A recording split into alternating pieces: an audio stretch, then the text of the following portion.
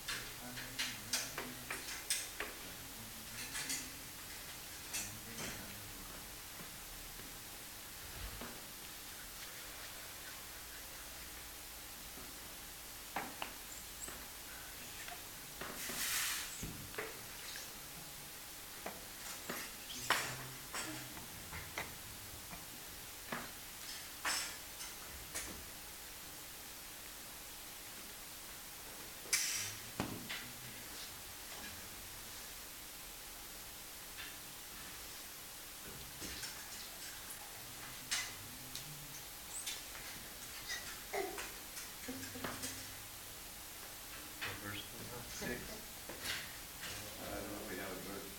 We didn't write the verse. I did on verse 6.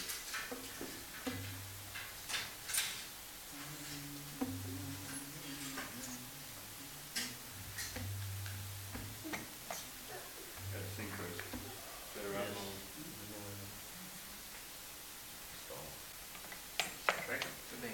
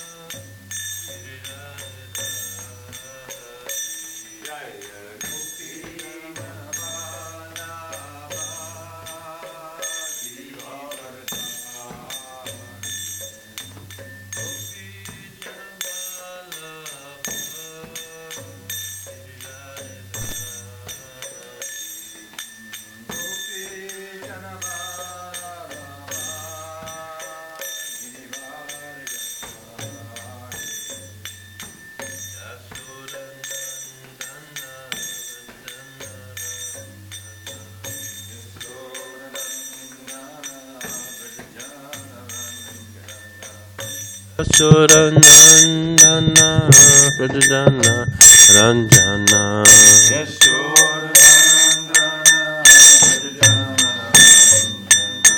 Yamunatira Vanachari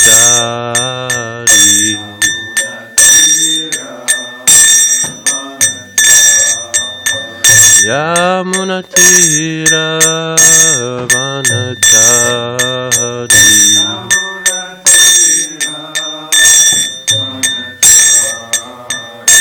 Jaya Radha Madhava Kunja Bihari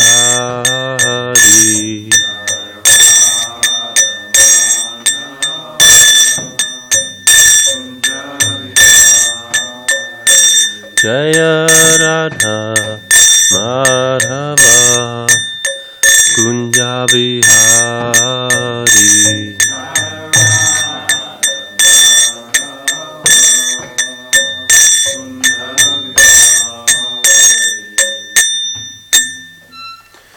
Jaya Vishnu Pada Paramamsa Parvikaracharya Stota Stota Shishman His Divine Grace Srila the A.C. Bhaktivedanta Swami Prabhupada Ki Jai ISKCON founder, BBT founder, Srila Prabhupada Ki Jai Jaya Vishnu Pada Paramamsa Parvikaracharya Stota Stota Shishman His Divine Grace Srila Bhakti Sanata Saraswati Goswami Maharaj Ki Jai Nanta Koti Vaishnava Ki Jai Namachar Srila Haridas Thakur Ki Jai Prem se kaho Shri Krishna Chaitanya Prabhu Nityananda Shri Dvaitika Radha Shivasari Gaura Bhakta Vrinda Ki Jai Shri Shri Radha Krishna Gopi Gopinath Shama Kun Radha Kungiri Govardhan Ki Jai Yamuna Mai Ki Jai Ganga Mai Ki Jai Navanam Ki Jai Natharadam Ki Jai Navadip Mayapur Dham Ki Jai Dwarkadam Ki Jai Srimad Bhagavatam Ki Jai All glories to the assembled devotees.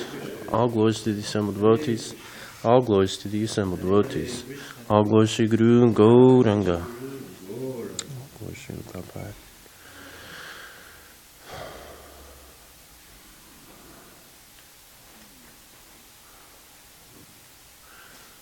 Om Namo Bhagavate Vasudevaya. Om Namo Bhagavate Vasudevaya. Om Namo Bhagavate Vasudevaya.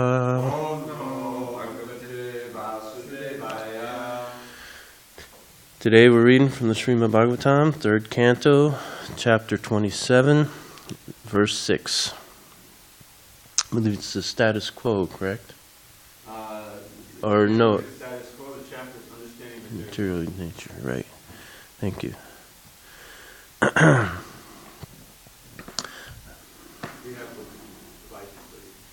Okay.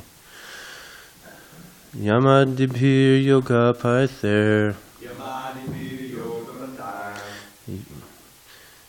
Yamadibhir yoga paither.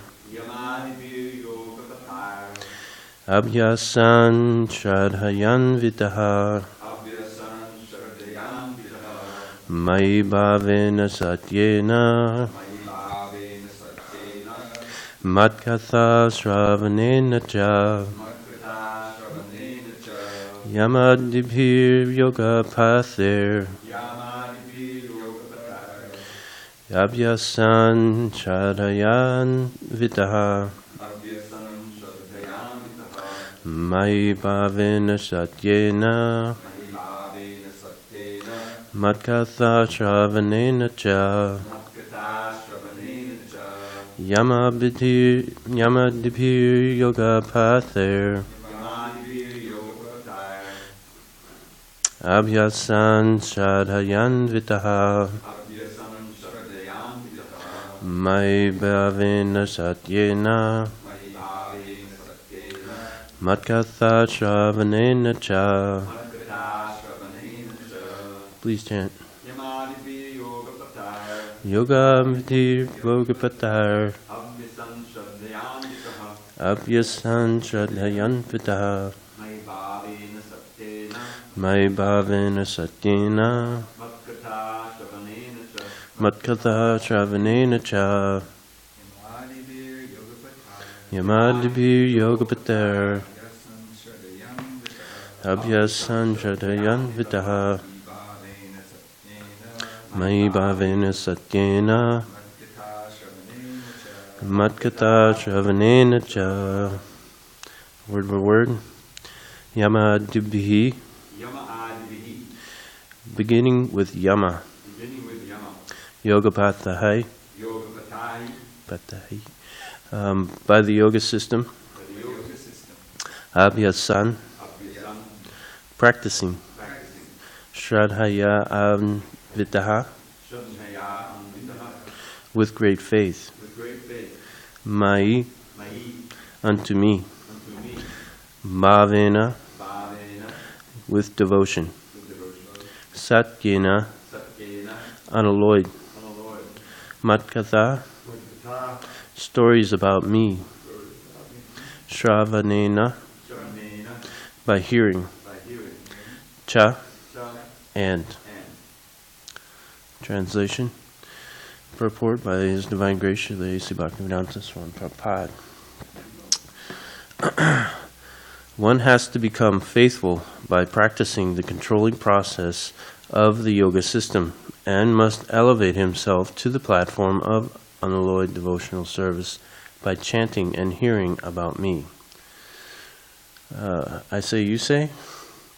One has to become faithful by practicing the controlling process of the yoga system and must elevate himself to the platform of unalloyed devotional service by chanting and hearing about me. Purport. Yoga is practiced in 8 different stages: yama, niyama, asana, pranayama, pratyahara, dharana, dhyana, and samadhi. Yama and niyama mean practicing the controlling process by following strict regulations, and asana refers to the sitting postures. These help raise one to the standard of faithfulness in devotional service. The practice of yoga by physical exercise is not the ultimate goal. The real end is to concentrate and to control the mind, and train oneself to be situated in faithful devotional service. Bhavena, or bhav, is a very important factor in the practice of yoga or in any spiritual process. Bhava is explained in Bhagavad Gita 10.8. Buddha bhava samvidha. One should be absorbed in the thought of love of Krishna. When one knows that Krishna, the Supreme Personality of Godhead, is the source of everything and that everything emanates from him, aham sarvasya prabhava, then one understands the Vedanta aphorism, janmad yasya yataha, the original source of everything. And then he can become absorbed in bhav, or the preliminary stage of love of Godhead. Rupa Goswami explains very nicely in the Bhakti Rasamrita Sindhu how this bhav, or preliminary stage of love of God, is achieved. He states that one, first of all, has to become faithful, shraddha yan vidaha. Faith is attained by controlling the senses, either by yoga practice, following the rules and regulations, and practicing the sitting postures, or by engaging directly in bhakti yoga, as recommended in the previous verse. Of the 9 different items of bhakti yoga, the first and foremost is to chant and hear about the Lord. That is also mentioned here. Matkatha shravanena cha. One may come to the standard of faithfulness by following the rules and regulations of the yoga system. And the same goal can be achieved simply by chanting and hearing about the transcendental activities of the Lord. The word cha is significant. Bhakti yoga is direct, and the other process is indirect.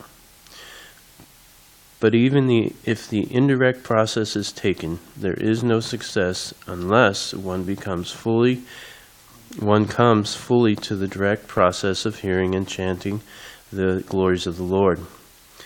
Therefore, the word satyena is used here. In this connection, Swami Sridhar comments that satyena means nishkapatena, without duplicity. The impersonalists are full of duplicity. Sometimes they pretend to execute devotional service, but their ultimate idea is to become one with the Supreme. This is duplicity, kapata. The Bhagavatam does not allow this duplicity. In the beginning of Srimad Bhagavatam, it is clearly stated, Paramo Nirmatsaranam. This treatise, Srimad Bhagavatam, is meant for those who are completely free from envy. The same point is again stressed here. Unless one is completely faithful to the Supreme Personality of Godhead and engages himself in the process of hearing and chanting the glories of the Lord, there is no possibility for liberation. Om Jnanatimnandasya Ganajala Shalakaya Chakshu Umilitam Yena Tasmai Shri Gurave Namaha. I was born in the darkness of ignorance, and my spiritual master, Vaisheshgadas Adhikari, opened my eyes with the torchlight of knowledge. I offer my humble obeisances unto him and to all members of Sri Parampara. Okay, there's actually quite a bit to cover in this purport, and I didn't have very much time to research and to study. So the one thing that I was able to actually to indulge in with this is faithfulness. I found that to be very, it's probably one of the most important things that keeps us in the process, no matter if it's the indirect or direct processes. Without the faith, then one loses interest, becomes bored, etc., and falls away from it.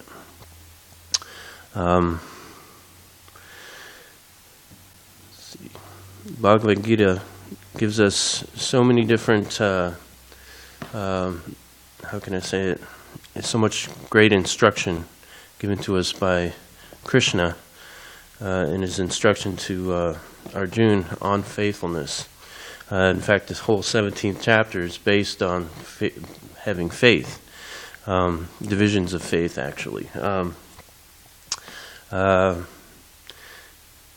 basically, Arjuna is asking Krishna, can you tell me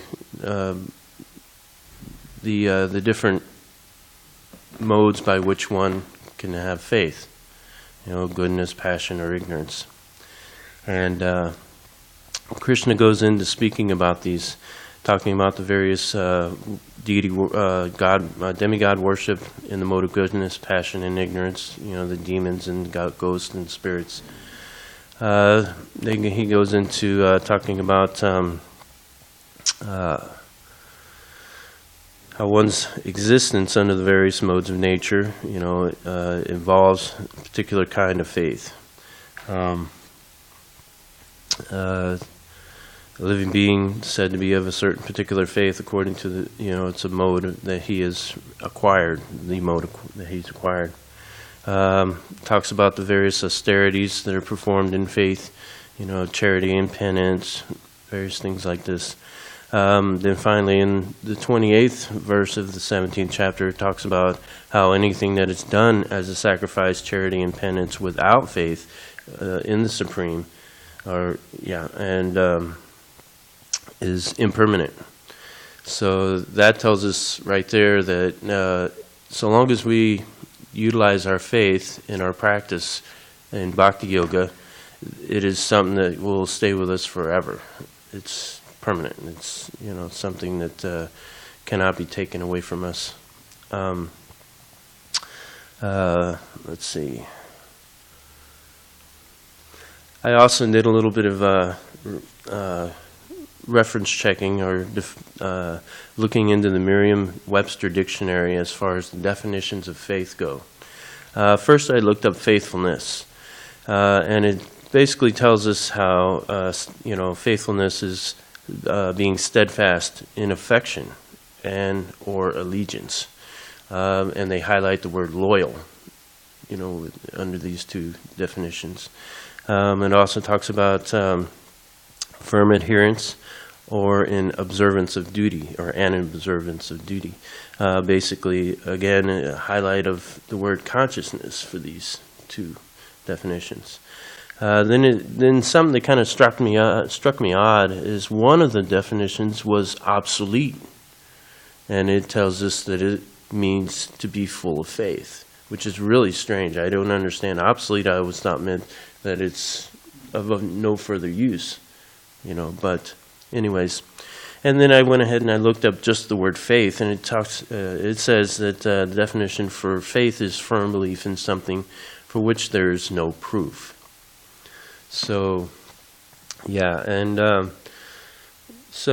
faith is basically a cornerstone by which we ground ourselves in our practice, and is very necessary. And without it, we could, we might as well just forget it, find somewhere else to go, so to speak, or find something else that we can invest our time and energies in.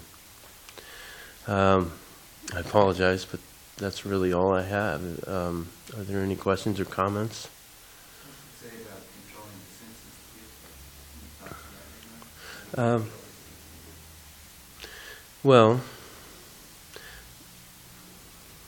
I don't recall the verse actually saying much about controlling the senses, other than the utilization of the yoga process,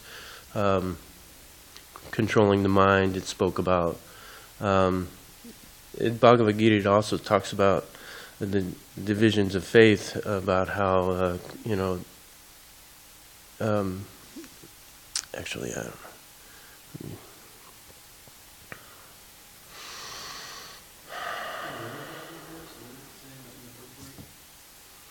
As far as?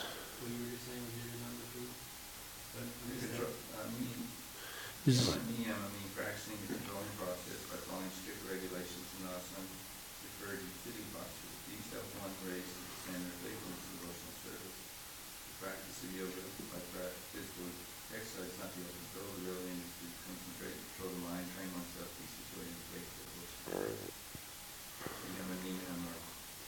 controlling the senses in the mechanical process. So we do something different than controlling the senses. That's the hearing and thinking. Right.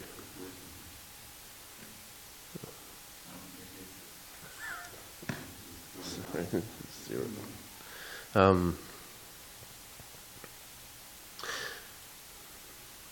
Well, I guess as far as I'm concerned personally, there's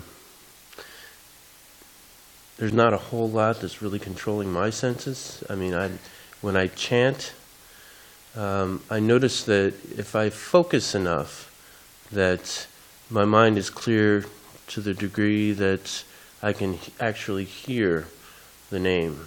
And what I mean by actually hearing is not just, taking in the sound or whatever, but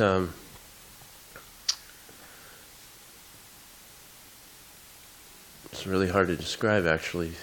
It's like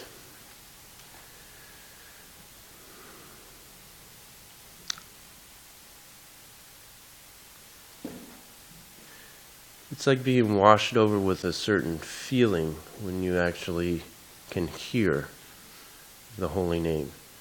And how can I say it? It allows me at least a sense of peace in that moment. Total calm. And I wouldn't quite say bliss. I haven't got to that point yet. There's no real bliss involved yet.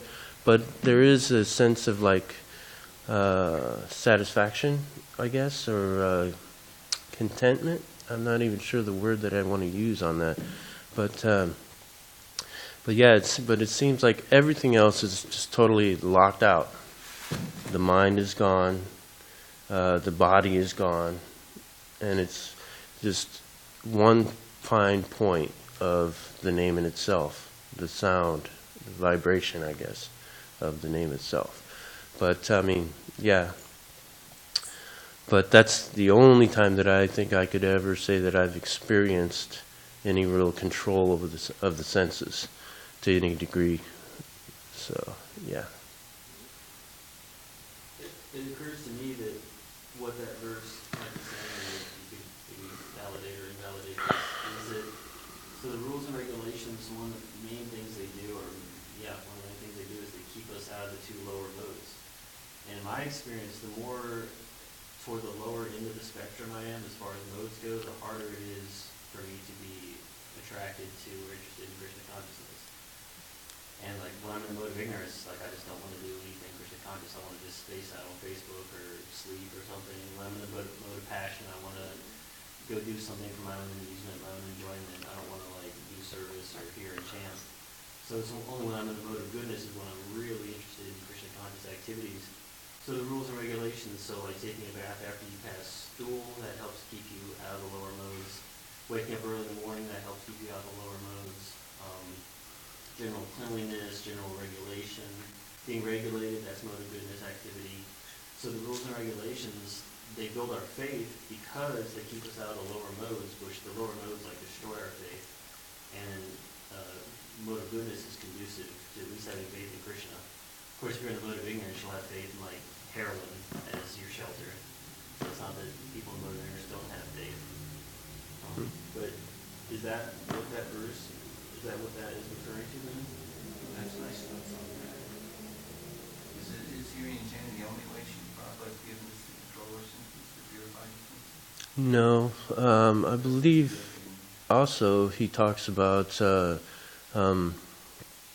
focusing in one's service, practical services, whether it be cooking, deity worship, or just sweeping the floor. If one can become focused enough, then the mind and the physical can be controlled as well.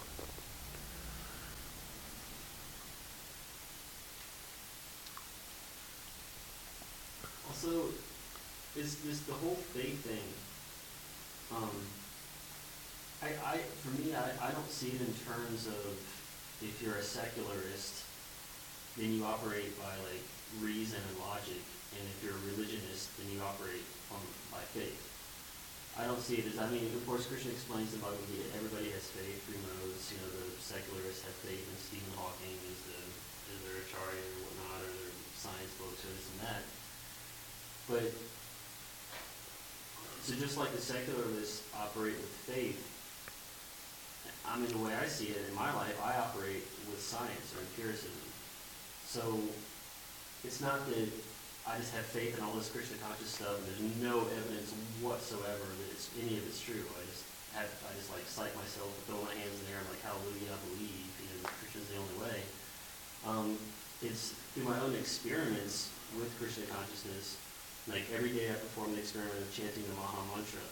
And over many years of that performing that experiment, the results of that experiment so closely match up with the results that are predicted to occur by the Acharyas, by Srila Prabhupada, by the Vedas, that I'm saying, okay, well, the hypothesis of chanting Hare Krishna must be pretty close to the truth, since my results of my experiments are so closely matching the predictions.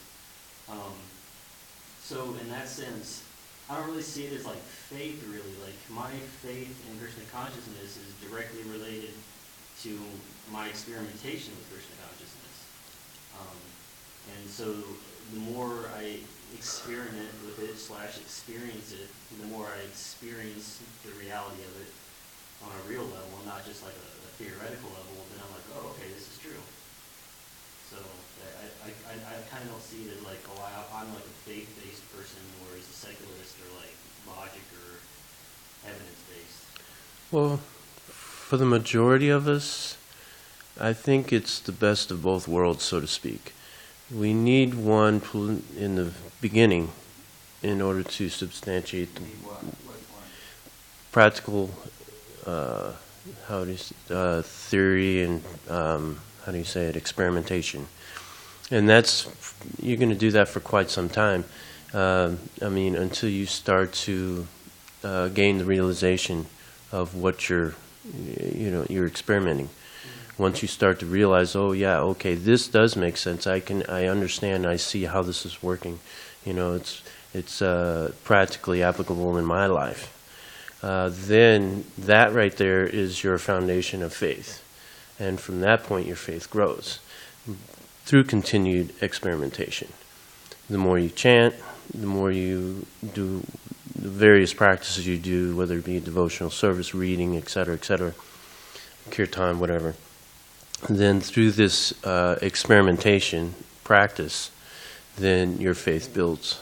And then after some time, I can almost say that, as I said in the beginning, the larger degree of what you're doing is through practice and experimentation. And your faith is very small in the beginning, but it grows. So from the way I understand it, in time, those percentages switch to where it's, the practice and the experimentation is not so much experimentation, where it is, how can you say it? Right. And your faith is the predominant feature in your practice. I guess I would disagree with that at some point you stop experimenting and you just have like a... Well, no, I didn't say you stop experimenting. You will always experiment, but the degree of that is going to lessen when the faith is to the point where you already know that this is reality, this is the way it is. That, your experimentation has already yielded its proofs. Well, I don't think you get to the point where you know until you actually are directly seeing Krishna. Up to that point, it's all degrees of faith, is my understanding. So the neophyte has the least faith, and as they slowly work their way toward the Madhyamari, their faith slowly increases, and as they slowly work their way up through the levels of Madhyamari, their faith slowly increases. And then finally, when they reach the point of like full-on prema and they're seeing Krishna, then at that point it's not faith anymore. Right. You're directly experiencing. Right. That's the end result.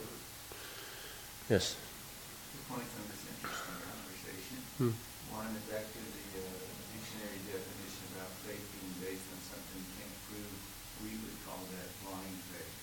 Right. And nobody is really encouraged to execute Krishna consciousness in blind faith.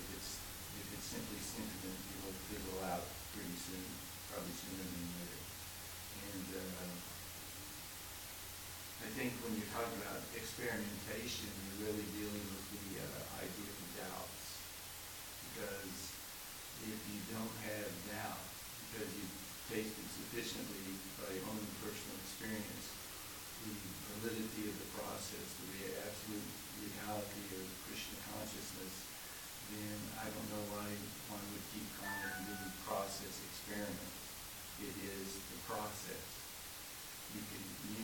that to encourage others who don't have sufficient faith to engage in the process. But that's what comes to mind when you don't ever give up the experimentation. In that sense, if I'm relating it to doubt, I know this is the absolute truth. I have no doubt about it. My adherence, my ability to adhere to it, to the degree in this verse is lacking. But that's my fault, not the process, and that's why I'm not using it in the term experiment to describe the process. And then the other thing that comes to mind, I guess this is 3 points, but the third thing that comes to mind is that the different levels of devotional advancement Rupa Goswami explains, from faith to praying. Srila Prabhupada explains to us that that's all simply the further maturation of faith. That's something we were basically saying. And once you get a certain point, it's not any longer slowly accumulating. You get a certain point in devotional service and it very quickly snowballs. So that's just a mindful point. Prabhu. In that regard, as you mentioned, that passage famous from faith to love, Ala Shraddha, so that's how some of the Bhajana Kriya, so not from Nishta, so really this faith is mentioned twice there. Shraddha at the beginning, and Nishta is also faith. Now Prabhupada describes that first instance of faith as preliminary faith, even closer like respect. In other words, that's where the experimentation comes in. You have enough faith, you heard about it, you met somebody, you have enough interest to come into the association of devotees. In which case, what's going to happen? Prabhupada talked about it here, about the hearing and chanting. You're going to hear, you're going to experience, and you're going to experience, especially when you have enough faith to take up the process, bhajana kriya. And then when the heart is somewhat cleansed away, you come to the point of nishta, which is the classic situation of faith as defined by Lord Chaitanya in Swami. Shraddha, Shraddha, this was called a Sudhana, Story Krishna, what we call a Sarvakama Katavoy. This is quoted in the Gita. So this mature faith is defined as having the firm conviction that just by practicing Krishna Vipassa, Krishna kindness, all my aspirations will be achieved. I don't have to do anything else but within the realm of Krishna kindness. Krishna kindness is a way of keeping body and soul together also, but it's all Krishna kindness. So that faith is so strong that it's no longer a question of experimentation. That's applicable at the beginning. All right, I'll try it. I'll come to the high Krishna. Like I met a fellow last night, Walcom, I think his name was. Yeah, I thought it was from Russia. Then another guy came, and he started to say, thank you so much. He was just on his way to a restaurant, and he heard the gear time. He came in, and he had some prasad. I thought he was from Russia. He turned out to be from South America. But anyway, so that the faithfulness, and what's interesting here is that Prabhupada says that faith can be nourished by meditation, or more our program, by hearing, chanting the activities of the Lord. Hearing, chanting, passing of the Lord. Hearing, chanting Hare Krishna, but he mentions hearing, chanting, passing. And really, real faith cannot, bhakti cannot be matured until you come to that point. We can't just meditate. We need to hear and chant Krishna. So the faith is obviously a foundation. But faith can become so strong that it can't be shaken. In other words, you're so sure that we think that verse, what is it? Nashta Praya Shalodeshu. That's about coming to this time.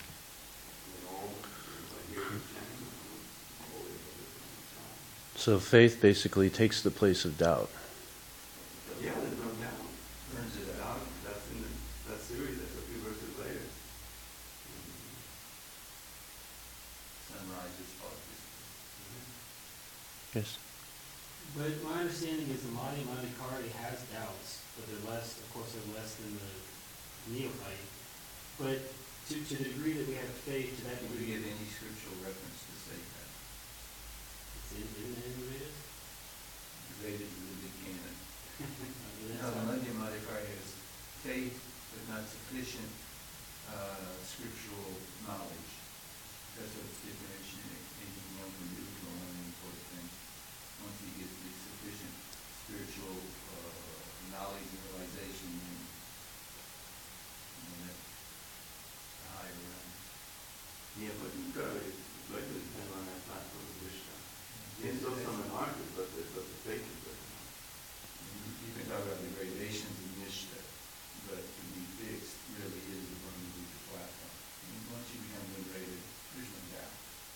But if you have no doubt in the holy name at all, then instantly you'll completely surrender to the holy name. Then instantly you'll get purified.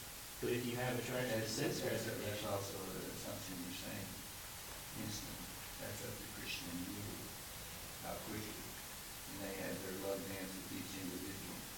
With some people it can be a second, and then others it can take a lifetime. but if you have any attraction to sense gratification at all, that means you must doubt the potency of the holy name to some extent, because you're looking to sense gratification for shelter because you doubt that the holy name, like, okay, you're feeling depressed in the moment, so, okay, I can go chant around, but no, I'm going to go gorge on a bunch of hollow.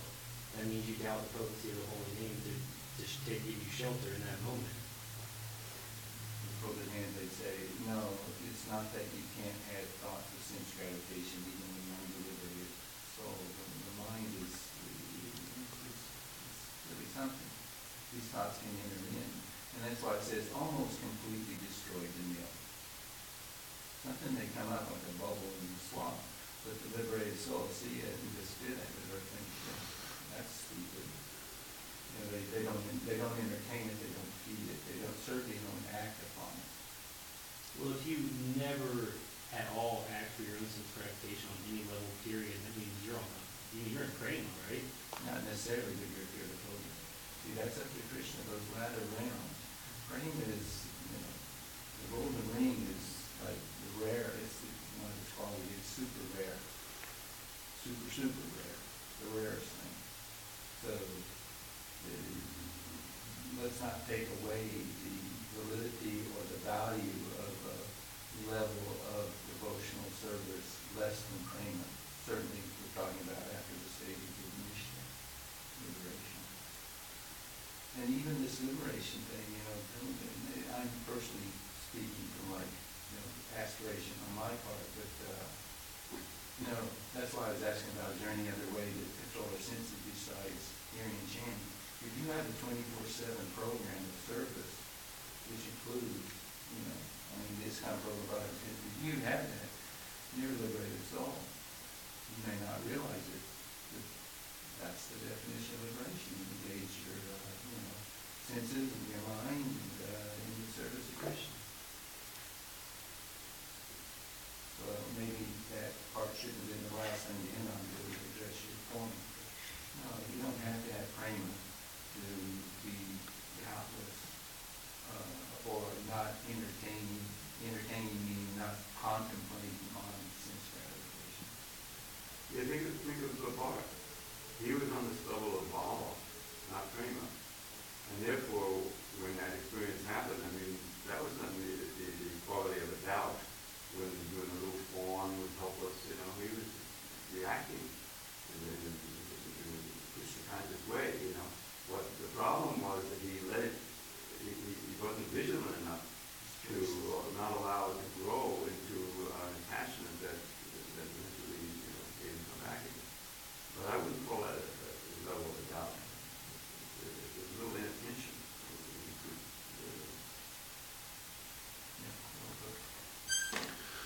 Yeah.